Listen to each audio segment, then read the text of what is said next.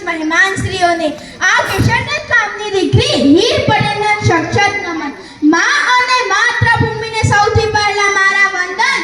એ કદાચ પિતાએ આપેલા શ્રેષ્ઠ સંસ્કારો પૈકી એક ગણી શકાય. તો ચાલો આજે હું તમને પિતા વિશે કંઈક કહેવા માંગુ છું.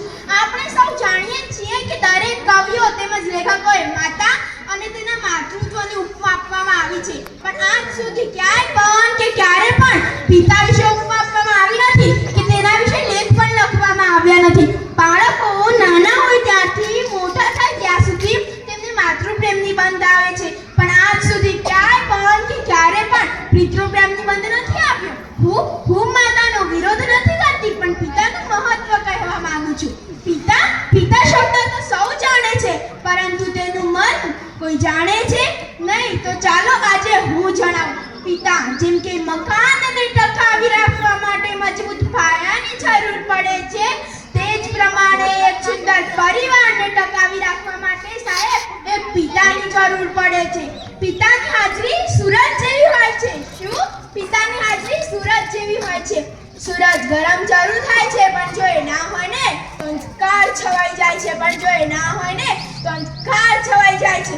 એક એવી કહેવત છે કે ઘોડે ચડતો બાપ મરશે, પણ છાણા વીણતી માં ના મરશે.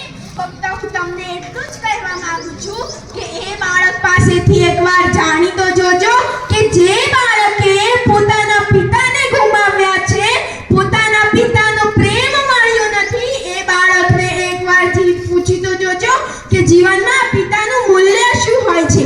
એક વાત છે સાહેબ, તું નાનો હતો, પાપા પગલી ભરતો હતો, ચાલતા ચાલતા પડી જતો, ત્યારે મનમાં એક જ વિચાર આવતો કે પપ્પા છે ને તું સ્કૂલે જતો, છોડવા આવેલા પપ્પાને પાછો વળી ટાટા કહેતો, ત્યારે મનમાં એક જ વિચાર આવતો પપ્પા છે ને તું મોટો થયો, કોલેજ જતો, મોજ મસ્તી કરતો, કોઈ મૂંઝવણ અનુભવતું, ત્યારે મનમાં એક જ વિચાર આવતો કે પપ્પા છે ને પણ તારા લગ્ન બાદ તારી પત્નીના કહેવાથી તારા પપ્પાને વૃદ્ધાશ્રમમાં મૂકતા પહેલા તને એ વિચાર કેમ ના આવ્યો કે પપ્પા છે ને.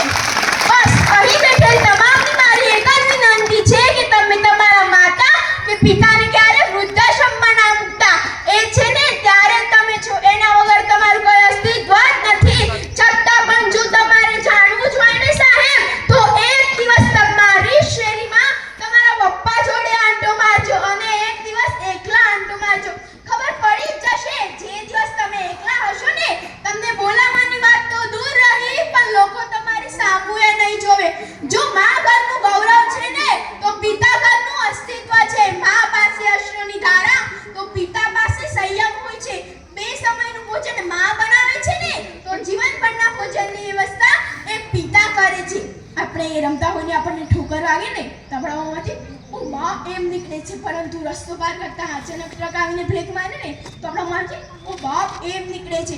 જો નાના નાના સંકટો માટે માતા યાદ આવે છે, પરંતુ જ્યારે મોટા સંકટો આવે છે ને ત્યારે પિતા યાદ આવે છે. મને મારા પપ્પા કરતા સાંજ વધારે ગમે છે. મને મારા પપ્પા કરતા સાંજ વધારે ગમે છે, કેમ કે પપ્પા તો ફક્ત મારી માટે સારા રમકડા જ લાવે છે, જ્યારે આ સાંજ તો મારા પપ્પાને લઈને આવે છે, જ્યારે આ સાંજ તો મારા પપ્પાને લઈને આવે છે. જો માં એક એવી બેંક હોય, જો તમે તમારા બધા જ દુઃખ જમા કરાવી શકતા હોય, તો હું કહું છું કે પિતા એક એવું ક્રેડિટ કાર્ડ છે જેમાં બેલેન્સ ના હોવા છતાં તમને ખુશીઓ અઢળક મળે છે. બાપ એ હસ્તી હોય છે સાહેબ, જેના પગરખાથી પર પણ તેની દીકરીને પ્રેમ હોય છે.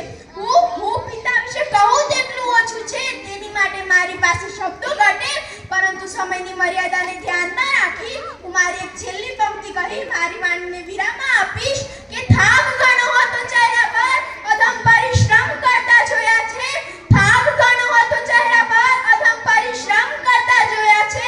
આંખમાં ઊંઘ હતી ઘણી, છતાં પણ ચિંતામાં જાગતા જોયા છે. તકલીફો ચારે બાજુ હતી, પરંતુ કોઈને તકલીફ ભણાવતા નહોતા. અડધી રાત્રે જાગી અમારા ભવિષ્યના સપના સજાવતા જોયા છે. પાય ભેગી કરી અમારી ખુશી ખરીદતા જોયા છે. એ ખુશીઓ માટે પોતાના શમણાઓને રોડતા જોયા છે.